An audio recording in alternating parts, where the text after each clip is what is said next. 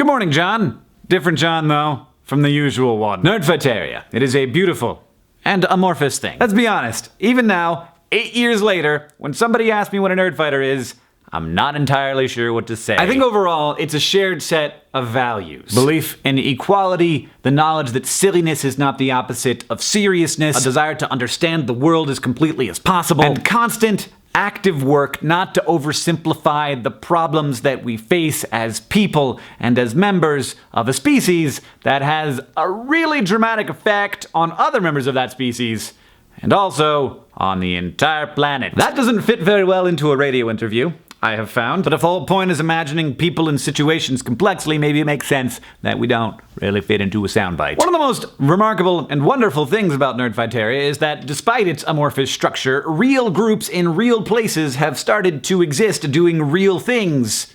What? Sometimes that's as simple as providing a social structure for people who don't have other social structures to fit into, which can be particularly helpful in college when people are sort of yanked out of their former lives and placed down and okay, now make friends, it's gonna be fine. And also terrifying, which is why I'm so proud and pleased that Nerdfighter groups have just popped up without any supervision from us at colleges across the world. And also that DFTBA-UM, the Nerdfighter group at the University of Michigan, crowdsourced the funding of this video through the Project for Awesome for me to talk about college Nerdfighter groups. Blah, it feels kind of Inception-y.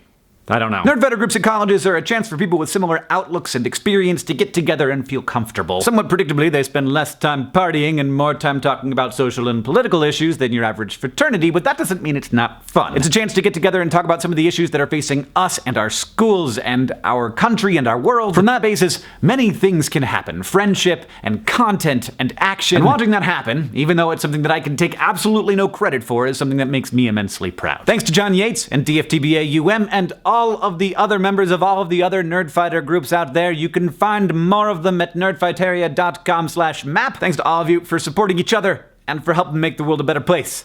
I'll see you on Tuesday.